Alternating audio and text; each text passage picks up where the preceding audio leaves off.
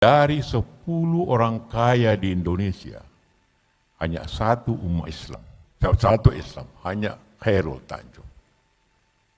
Dari 100 orang kaya sesuai dengan daftar yang disusun oleh Profesor, hanya 5 yang Islam. Anak-anakku, 200 tahun kapitalis imperialis menguasai dunia. Sekarang di-stop oleh tampilnya China menguasai semua negara kapitalis. Orang Amerika tidak bisa hidup tanpa produk China yang murah tapi berkualitas. Orang Eropa juga seperti itu. Orang Arab juga seperti itu. Dari mana ini semua? Pendidikan yang tepat.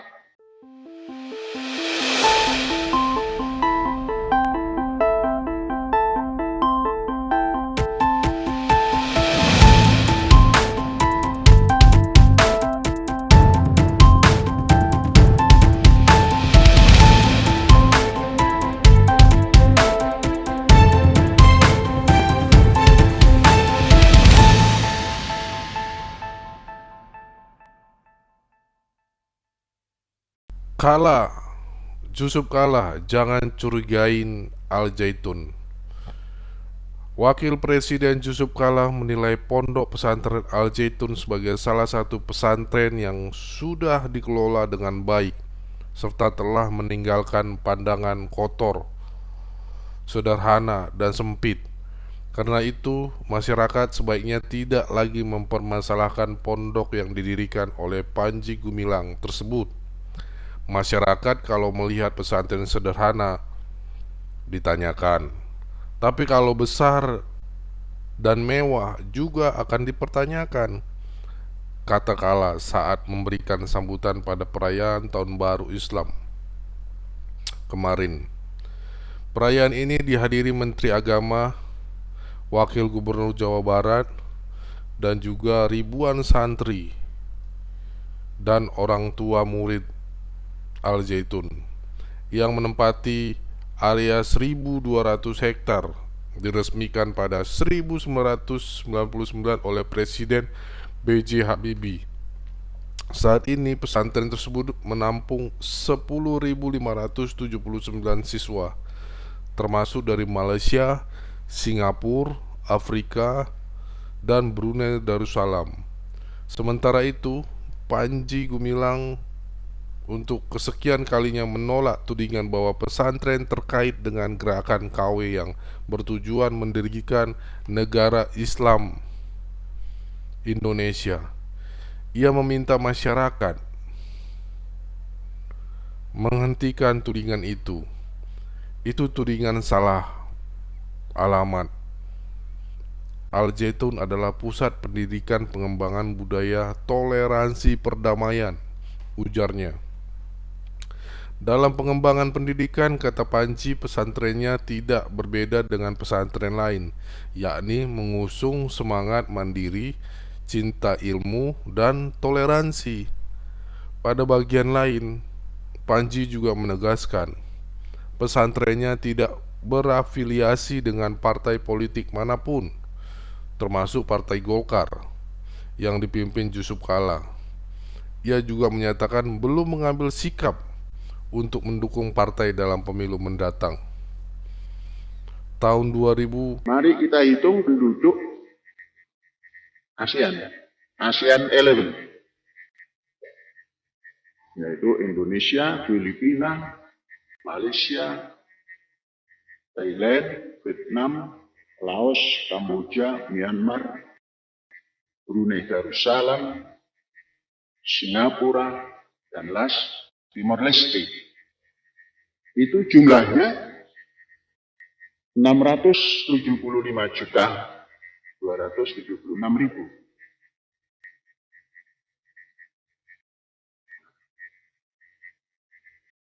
Itu separuh dari penduduk China, separuh juga dari penduduk India.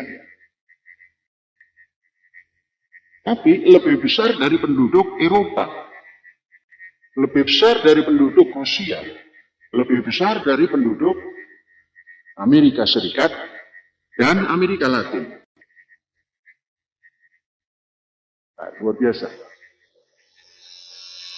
Kita ASEAN 11 itu 675, Amerika 350-an lebih sedikit, Eropa tidak lebih daripada 500, Rusia juga sedikit, Afrika dikumpulkan semua, mungkin kita separuh ASEAN 11 ini.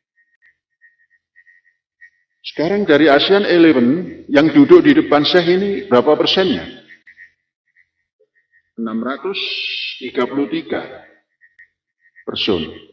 Katakanlah dibagi 633 juta. Maka yang dihadapi oleh Syekh ini adalah 0,01%. Bukan jumlah yang sedikit. Ini bisa menggemparkan dunia.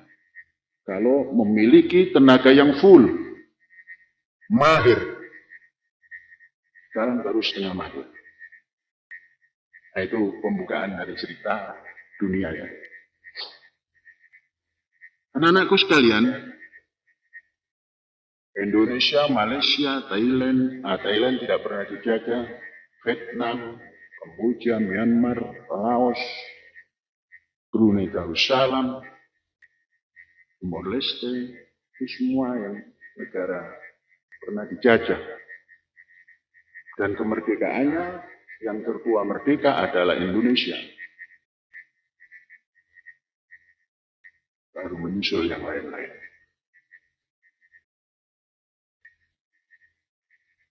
Kemudian Cina, yang penduduknya besar, meliputi kurang lebih 1,3 atau 1,4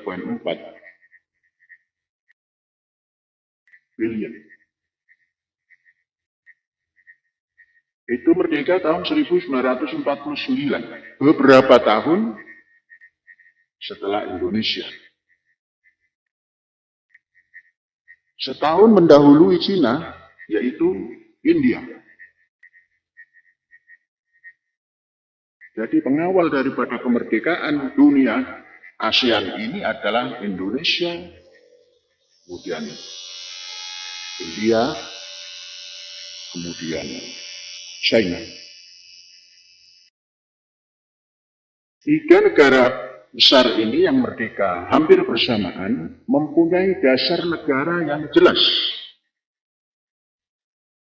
India punya dasar yang jelas. Artinya dari dasar keagamaan Hindu, Muslim pindah ke Pakistan dan Bengali atau Bangladesh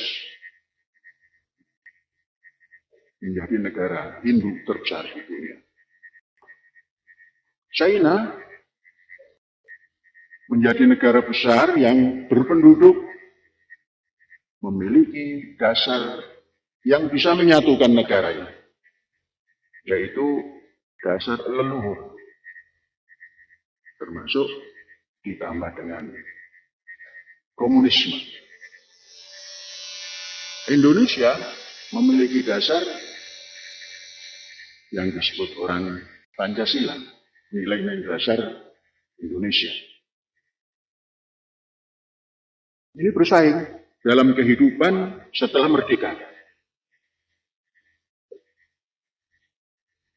Anak-anakku, Cina yang sekarang menjadi raksasa dunia dalam segala bidang, pada tahun 1970 masih sangat miskin.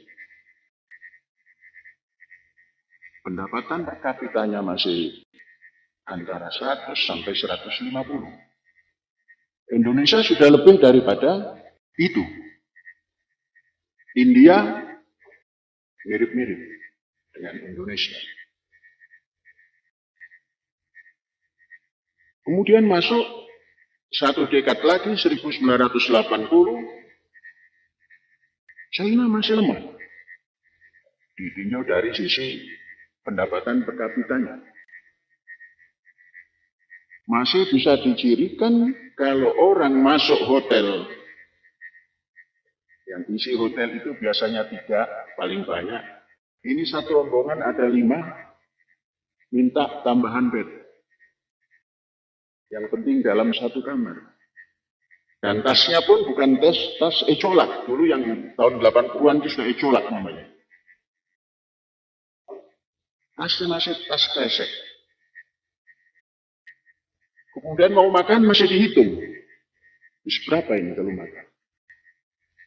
Tahun 80. Malaysia sudah naik. Indonesia naik. Karena pendapatan per kapitanya sudah 350 ketika itu. India, bagus. Naik masih.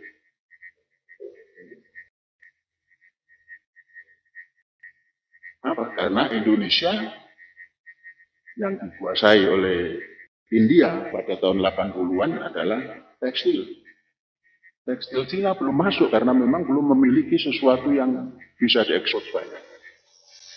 Kalau ingin bahan ini kot, itu masuk ke pasar baru, mendapatkan bahan yang bagus.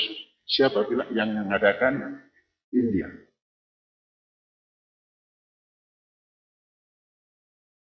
Begitu masuk tahun 90-an, mulai bergerak.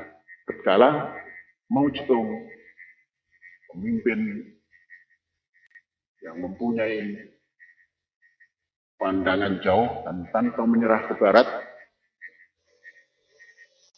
membangun dengan lompatan katak, dengan komunisme dijadikan dasar hidupnya, meninggal, mewariskan sedikit dikatakan kemiskinan tanggal petik, digantilah oleh tokoh baru, Deng Xiaoping, membuka wacana. India juga seperti itu, dibuka wacana. Apa wacana yang dibuka? Memberikan kebebasan pendidikan. Deng Xiaoping membuat pendidikan. Jangan ada pendidikan yang irasional. Bagaimana caranya pendidikan ini dipelajari dan dipraktekkan? India juga seperti itu.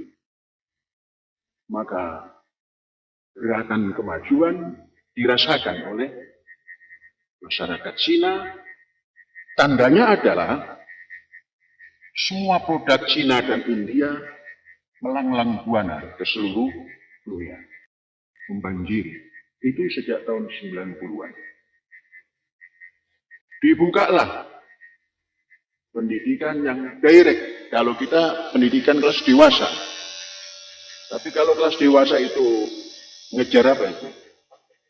Ngejar paket A.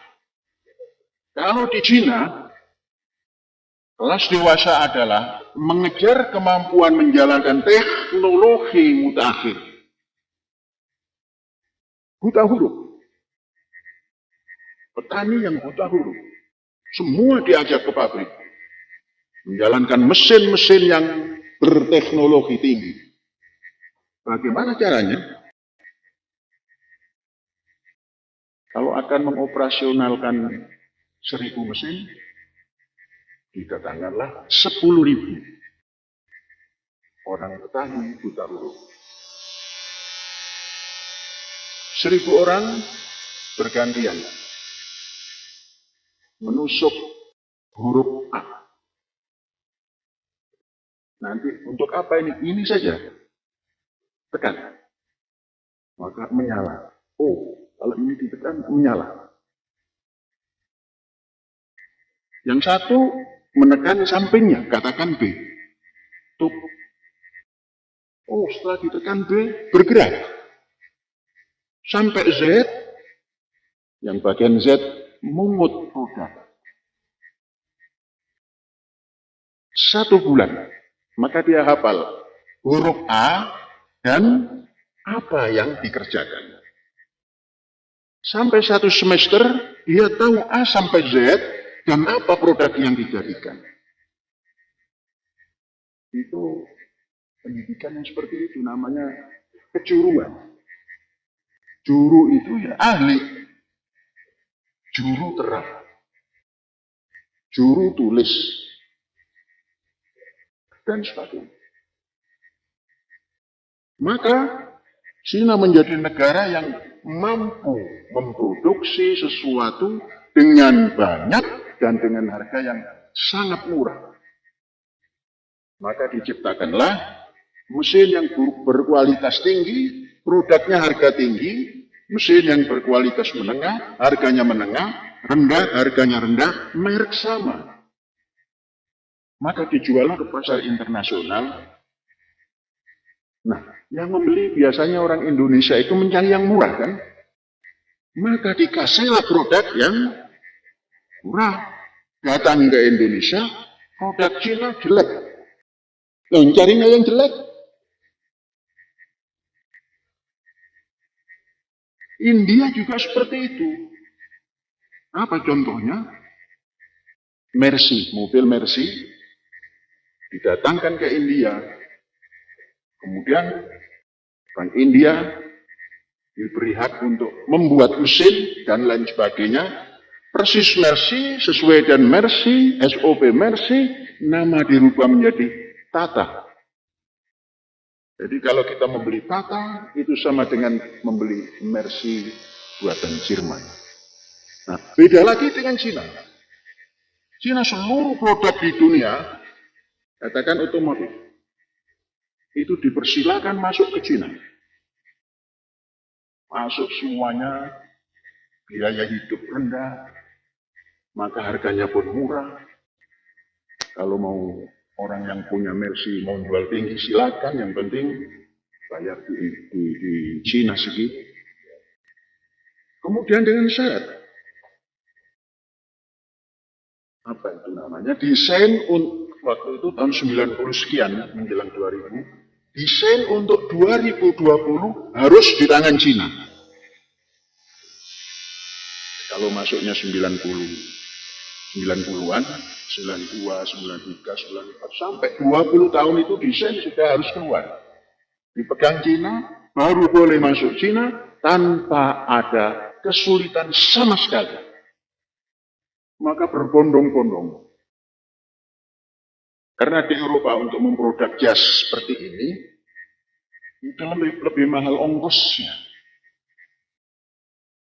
Maka orang Italia memanfaatkan kemajuan Cina, semua produk Italia, katakan ingin membeli jas buatan Clearmaker apa namanya Italia, diukurnya di Italia, kata pemesannya, minta berapa jam? Oh, petang nanti sudah harus selesai. Oke. Karena sudah ada teknologi, dikirimlah semua gambar dan ukuran. Kemudian silakan ambil bahan seperti ini. Jam 8 dikirim, jam 11 sudah sampai. Orang yang mesen mengaku dan merasa buatan Italia. Padahal itu buatan Cina. Mereknya Italia, bahan Italia, dibuat di Cina, ongkosnya 10.000, kalau di Italia 150.000 ongkosnya. Maka orang Italia bisa maju, orang Cina bisa maju. 10.000 kali sekian juta. Ini apa nilai kemajuan teknologi diimbangi dengan sumber daya manusia terdidik. Yang buta huruf tadi menjadi melek huruf dan menjadi melek teknologi. Dan mampu memproduksi yang terbaik dan yang terjelek. Ditawarkan yang jelek harga sekian, menengah harga sekian, yang paling tinggi harga sekian. Lagi-lagi orang Indonesia inginnya yang jelek-jelek saja. Made in China kemudian simpulkan, China jelek. Jerman yang bagus. Padahal semua peralatan mesin untuk membuat mobil dan lain-lain, bajanya, pabrik baja Jerman tatkala mau bangkrut diambil oleh Cina, dibeli oleh Cina. Sampai tanahnya pun dibawa pulang ke negeri Cina. Berapapun ongkos dan biayanya. Akhirnya Cina memiliki kemampuan untuk membuat plat baja setipis apapun dan kuat untuk plat. Itu contoh. Ternyata pendidikan. Dan pendidikannya tidak harus duduk di kelas. Tadi duduknya di gedung pabrik apa. Si Fulan kalau ditanya kerjanya ini, ditanya, oh saya nggak tahu. Yang penting ini. Satu semester semua A, B, C, D sampai Z tahu. Akhirnya bagaimana memperbaiki mesin yang ada. Semua bisa. Nah, bayangkan dengan kita di Al-Zaitun. Memperbaiki mobil saja nggak bisa. Padahal sudah 24 tahun. Servis mobil saja nggak bisa. Padahal 24 tahun. Servis mobil ke tempat pinggir jalan itu. Yang namanya apa itu? Kalau Patro masih kota. Hercules masih kota. Mekar Jaya pinggir. Jauh lebih bagus peralatan yang ada di kita. Namun mental beda. Maka saya merubah itu. Nggak ada yang terlambat. 24 tahun, rombak. Pendidikan tidak hanya duduk di kelas. Tapi pendidikan sesekali di kelas. Banyak kali di luar. Inilah sekolah menengah kejuruan.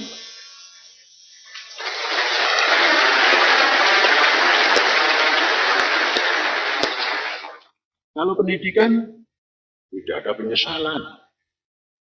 Berubah. Itu namanya progresif revolusioner.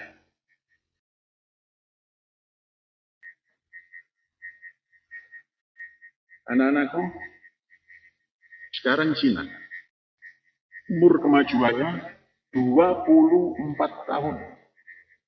Katakan 25 tahun. Diukur dari tahun 98. 98, Indonesia yang sudah naik, hampir bersamaan dengan Cina, dipotong, hancur lagi, nol lagi. Cina naik terus. Menjadi raksasa dalam segala hal. Apa raksasanya? Raksasa yang nyuka merinding. Raksasa pendatang baru itu mesti kuat kan? Daripada raksasa tua. Apa raksasa tua? Kaum kapitalis Eropa itu hidup ratusan tahun kaya. Kapitalis Amerika ratusan tahun kaya dan tua. Letih. Disalib oleh komunis yang berpaham jangan pilih kucing untuk menangkap tikus. Yang penting bisa nangkap tikus. Itu filsafat daripada Deng Xiaoping. Kalau mau tangkap tikus, jangan pilih kucing. Yang penting kucing. Jangan pilih warnanya. Mungkin yang dimaksudkan itu, kucingnya itu komunis, mau nangkap, warnanya itu apa saja. Mau warna Amerika boleh, mau warna Arab boleh, mau warna Eropa boleh, mau warna Indonesia boleh. Tapi jangan pura-pura jadi tikus yang menyayangi, jadi kucing yang menyayangi tikus. Seperti halnya yang dibuat oleh kaum imperialis kapitalis. Seperti menyayangi rakyat terjajah, tapi dia mencengkeram. Bahasa Cinanya itu entah ngerti, entah enggak orang Cina ya. Saya berbahasa Cina. Mauku selalu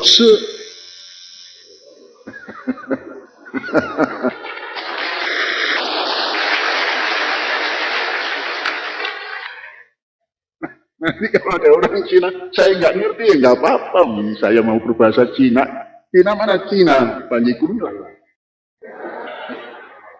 Nah, nanti supaya anak-anakku tahu Panji Gumilang itu apa, nanti diterangkan. Mauku selalu kucing galak. Urak-urak sayang kepada tikus. Kan tikus makanan kucing kan? Di mana ada tikus yang sayang pada kucing?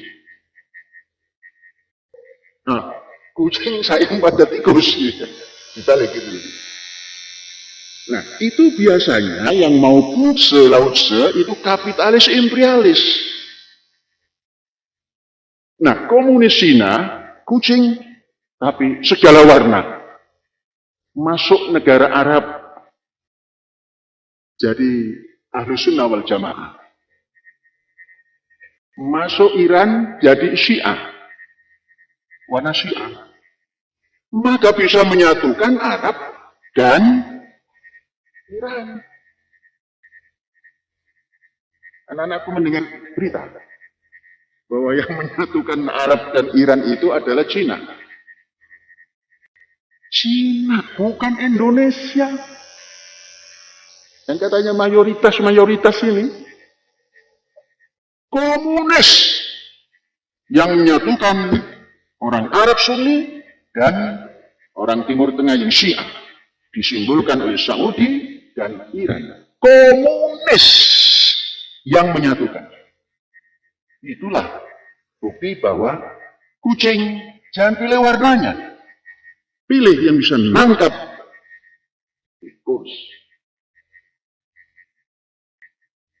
Yang tidak bisa nangkap tikus itu kucing apa? Kucing-kucingan. Kan? Undel-undel kucing. Sudah, jalan terus kita. Anak-anakku, 200 tahun kapitalis imperialis menguasai dunia. Sekarang di stop oleh tampilnya Cina. Menguasai semua negara kapitalis.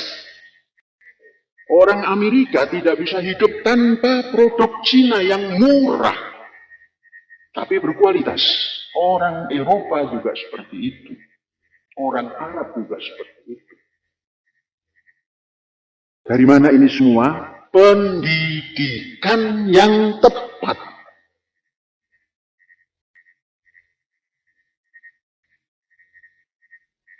Saya mau cerita. Sepekan yang lalu, saya dikunjungi oleh produsen dari Cina yang saya mengimpor barangnya.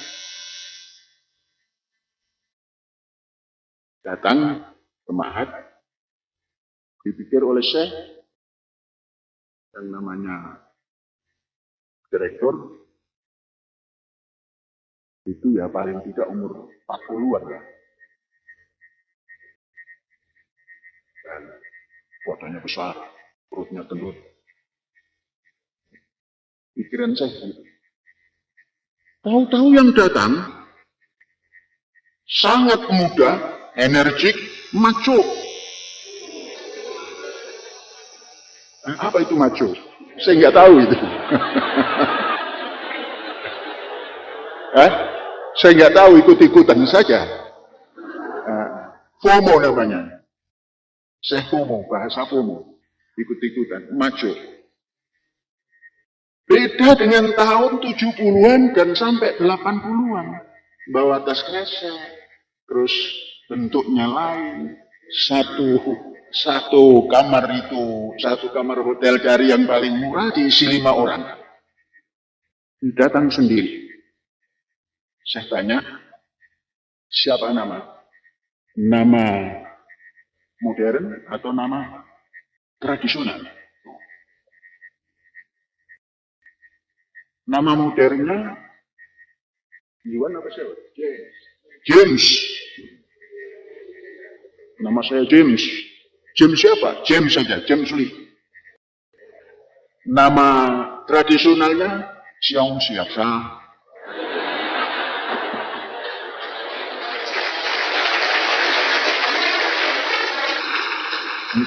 Entah apa itu ya. Entah benar, entah tidak, kemarin itu dengarnya begitu. Bagaimana pakaiannya layaknya anak-anak model zaman sekarang. Pantas, santun luar biasa. Dia mendengar. Setelah mau bicara, boleh saya bicara? Oke, silakan. Menerangkan. Ada tanggapan? Jadi ini ciri-ciri orang modern dan ciri-ciri orang yang berpendidikan. Saya bertanya, berapa kalian punya umur? Saya persis 30 tahun. 30 tahun. Dia berkunjung di mana ada pelanggan. Untuk apa? Untuk melihat sudah tepat atau belum menggunakan produk yang diberikan. Dia bilang, karena LKM memesan yang terbaik, saya kasih terbaik. Jika memesan yang terjelek, saya kasih yang terjelek. Yang tengah-tengah, saya kasih yang tengah-tengah. Kemudian saya tanya, nah ini kelemahan Indonesia ya. Termasuk saya masih lemah. Apa agamamu? Agama kok ditanya gitu. Padahal saya menganjurkan jangan pernah tanya agama, tapi pingin saja karena ini orang Cina ya. Padahal itu kurang bagus dalam pergaulan. Saya mengatakan itu kurang bagus, tapi saya terpaksa bertanya karena akan meneliti. Buddha? No. Hindu? No. Kristen? No. Terus apa? Saya komunis. Saya komunis. Dengan santun. Kalau kita membayangkan komunis di Indonesia itu tidak ada yang santun dulu. Kasar. Termasuk kita-kita yang muslim juga kasar-kasar.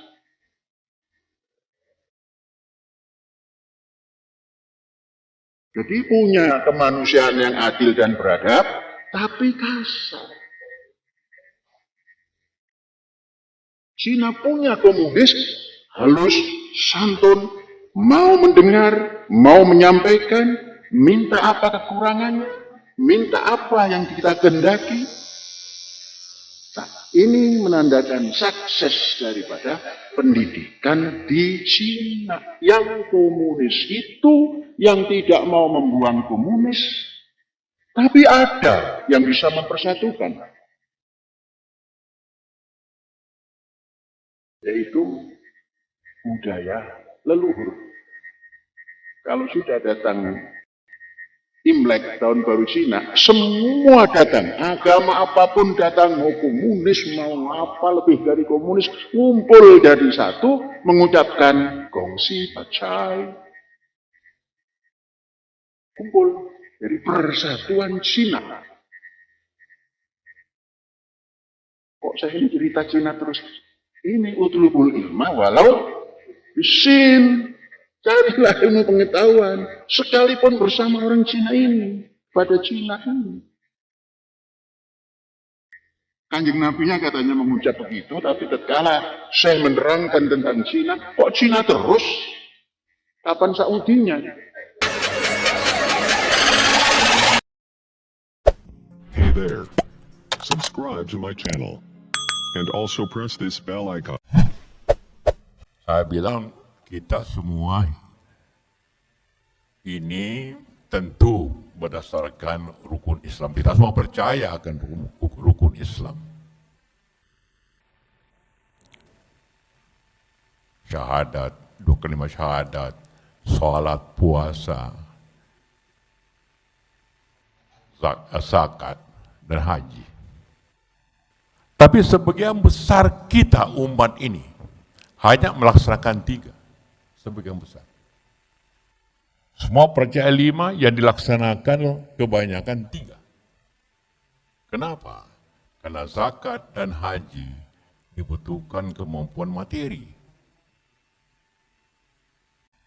Nah, inilah permasalahan besar kita, tantangan terbesar umat Islam di Indonesia sekarang ini.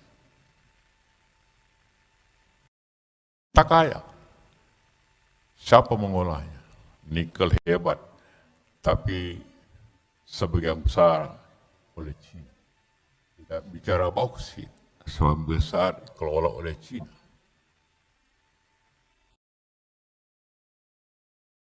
Dari 10 orang kaya di Indonesia, hanya 1 umat Islam, satu Islam, hanya Khairul Tanjung. Dari 100 orang kaya sesuai dengan daftar yang disusun oleh Provinsi, hanya 5 yang Islam. Padahal kita penduduk 88%. Karena itu tantangan kita yang terbesar sebenarnya pada dewasa ini, ialah entrepreneurship. Bukan hanya ilmu saja. Semua di sini para ilmuwan, cendekiawan.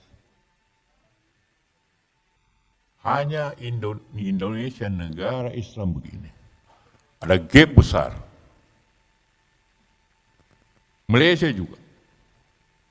Tetapi Malaysia memang penduduk Tionghoa itu 30%. Jadi kalau ekonomi Malaysia di 60% dikuasai Tionghoa, itu hanya 1:2. Kita di Indonesia, penduduk Tionghoa itu hanya 4,5%. Tapi menguasai ekonomi lebih 50%. Jadi kekuatan jadi 10 kali lipat daripada jumlahnya. Negara lain tidak. Di Pakistan yang kaya orang Pakistan. Di Arab apalagi. Di Turki dari 10 orang kaya cuma 9 orang Turki asli.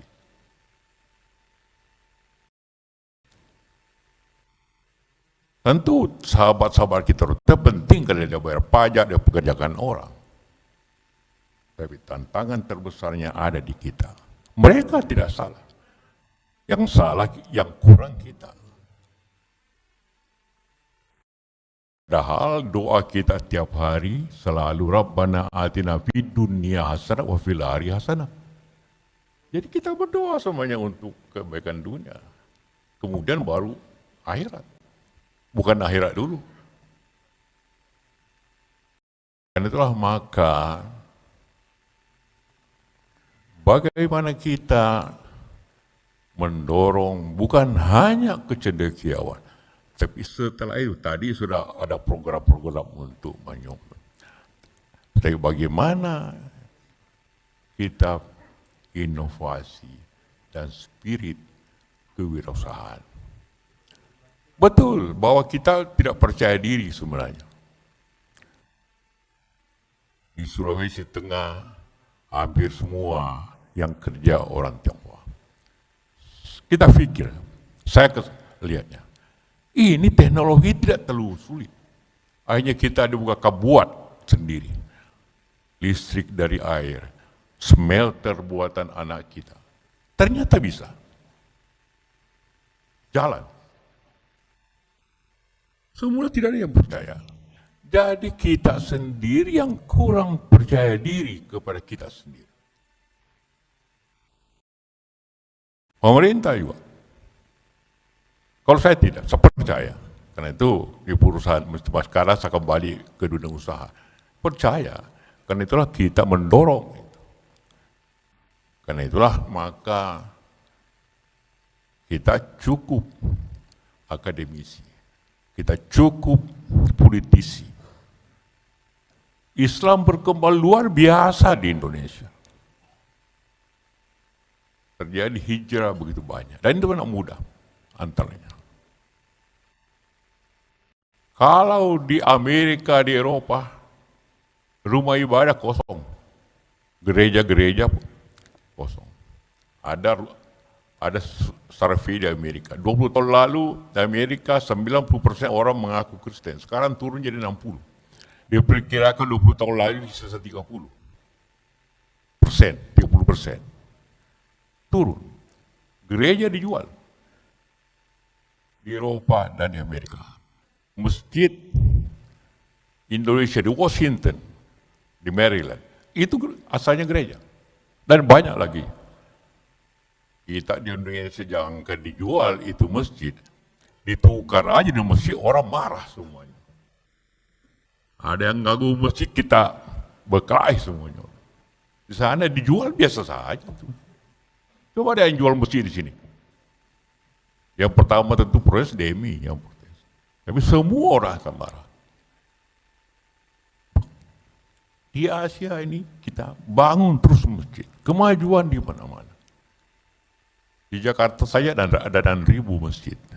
Tiap maghrib, asar itu, subuh itu azan bertabrakan mana-mana. Berjuran dah. Kita di DMI mencoba menyatukan azan itu, tapi belum bisa jadi. Artinya lah sekali lagi, yang kita butuhkan hari ini semangat entrepreneurship dengan ilmu dan inovasi. Itu yang sangat prioritas. Bukan politisi yang banyak. Yang bahaya sekarang. Zaman dulu, saya kasih contoh di Makassar. Kira-kira ada 60-70 pengusaha hebat pada tahun 50-an, termasuk bapak saya. Cuma tamatan SD, paling tinggi SMP. Sekarang makin banyak sarjana, semangatnya makin turun. Kemarin saya kumpulin rektor-rektor di Makassar. Kenapa ini terjadi? Makin tinggi sekolah, makin turun semangatnya. Di Padang juga begitu. Sumatera Barat juga begitu. Dulu mereka sekolah sederhana, tapi jadi entrepreneur. Sekarang pada sekolah, turun itu, semangat itu. Tapi itu juga karena politik juga pengaruhnya. Kenapa Pak Mahfud? Karena threshold 20% mau jadi anggota DPR, jadi gubernur DPR. Maka tentu ada biayanya.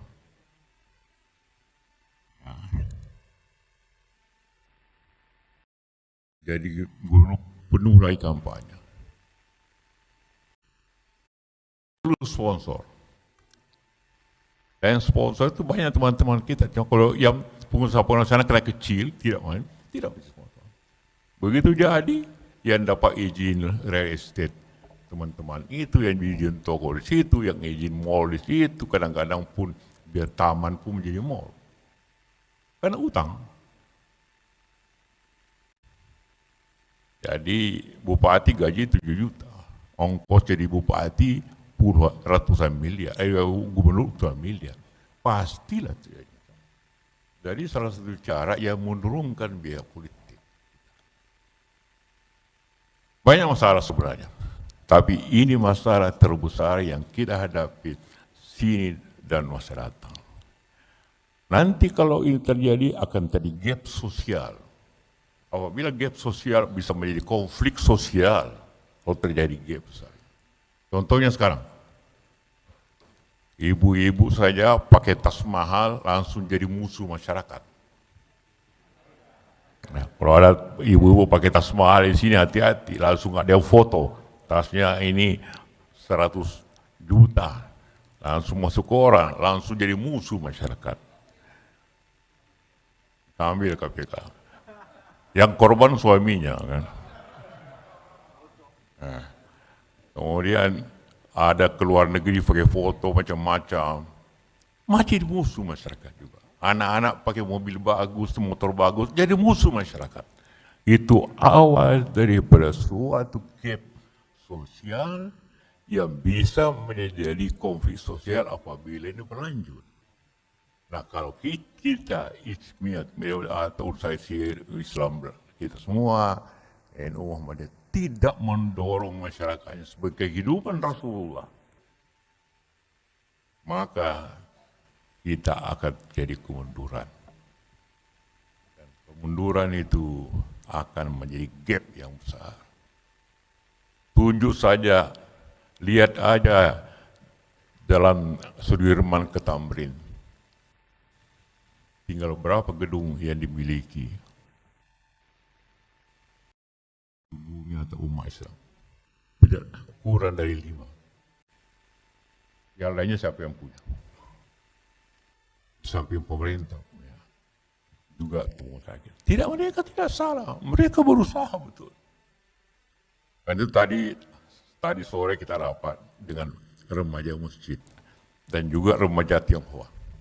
Kita putuskan bahwa bikin kerjasama